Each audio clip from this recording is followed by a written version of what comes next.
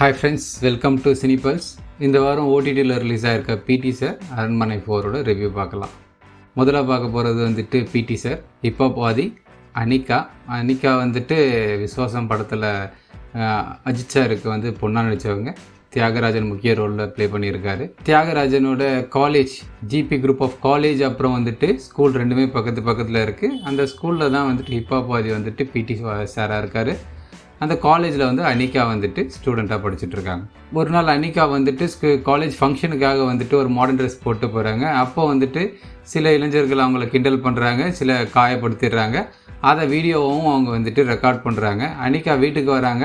அவங்கள பார்க்கும் போதே வந்துட்டு எல்லாருமே டென்ஷன் ஆகும்போது வந்துட்டு வாங்க போலீஸ் ஸ்டேஷனுக்கு போகலாம் அப்படின்றாங்க. அவங்க வீட்டில் இருக்கிற இளவரசு வந்துட்டு அவங்க அப்பா வந்து தேவையில்லை அப்படின்ற மாதிரி சொல்லி அந்த விஷயத்தை அப்படியே க்ளோஸ் பண்ணுறாங்க. மறுநாள் வந்துட்டு அந்த மொபைலில் எடுத்த வீடியோ வந்துட்டு ஷேர் ஆகுது ஃபேஸ்புக்கில், அது மாதிரி வந்து சோஷியல் மீடியாவில் ஷேர் ஆகுது. ஸோ அதை பேஸ் பண்ணி வந்துட்டு அனிகா ரொம்ப வந்துட்டு ஒரி பண்ணுறாங்க. இதை ஹிப்பாபாதிக்கிட்டையும் சொல்கிறாங்க. இதை தொடர்ந்து வந்துட்டு அனிகா வந்து அந்த வீடியோவை எடுத்துகிட்டு தியாகராஜன் சேர்மன் ஆஃப் காலேஜ் அவர்கிட்டையும் வந்துட்டு இந்த மாதிரி வந்துட்டு ஒரு இஷ்யூ இருக்குது, இது என் மேலே தப்பே இல்லைன்னு சொல்கிறாங்க. அந்த இடத்துல வந்துட்டு தியாகராஜன் நெகட்டிவ் ரோல் ப்ளே பண்ணியிருக்காரு.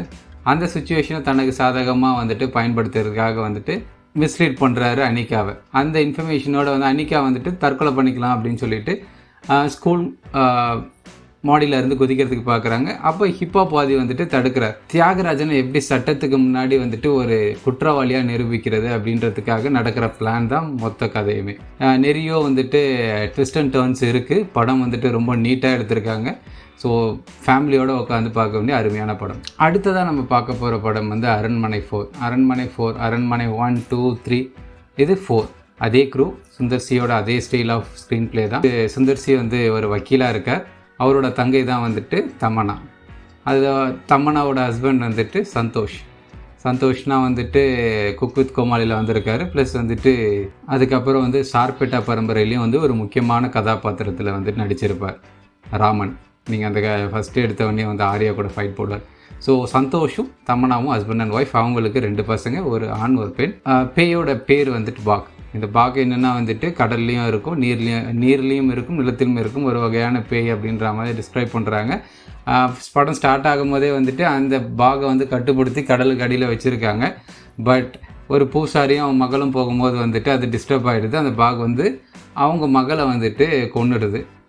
பூசாரிக்கு வந்துட்டு அந்த டெக்னிக்ஸ்லாம் தெரிஞ்சிருக்கும். மந்திரத்தை போட்டு வந்துட்டு பாகை வந்துட்டு தன்னோட பொண்ணோட உடம்புலேயே கட்டுப்படுத்தி வச்சுருப்பார். ஏன்னா வந்துட்டு பொண்ணு எனக்கு தேவை, நீ கொண்டுட்ட, பட் வீட்டில் எப்படி நான் சொல்கிறதுன்னு தெரியாதுன்னு சொல்லிவிட்டு அந்த பேயை வீட்டுக்கு கூப்பிட்டு போவார்.